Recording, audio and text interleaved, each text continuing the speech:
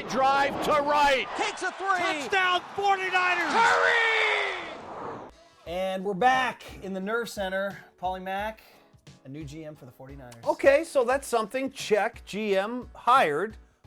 Coach to be named soon. So I'm actually throwing it to you today, Murph. I know you put a lot of time and thought into this. We just got off the air. We talked about John Lynch a lot today.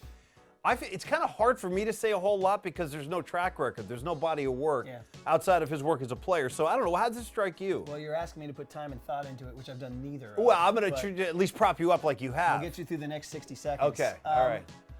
It's very weird. Yeah. There's 25% of my brain that is very skeptical about this. And I'm going to go negative before I go positive. Okay. All right, I'm going to take you down a negative road and end you up on a positive Bring you track back. for you pecan listeners out there.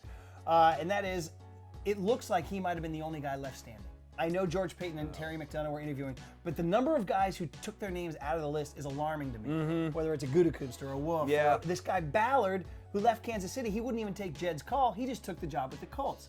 So there's all these things to think, oh my God, is John Lynch really the only guy who basically said to Jed, I want this job? That's the negative part of it. The positive part is that John Lynch seems to be a winner everywhere he goes. True. He's an incredibly gregarious, charismatic, personable guy. He's going to win every press conference. He's going to make us feel good when he's on the radio. He's going to make you guys feel good when you hear him talking. You'll be like, oh, I like this guy. I like what he's saying. Yeah. So there's the positive. And we kept using that phrase, fresh coat of paint. Yeah, yeah. This is a fresh coat of paint is the positive spin.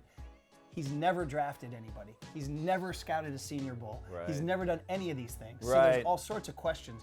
The negative, I'm going to end it with like sort of a negative tip. Okay. There are more questions than answers. So Murph, you're saying it's almost like Stonehenge.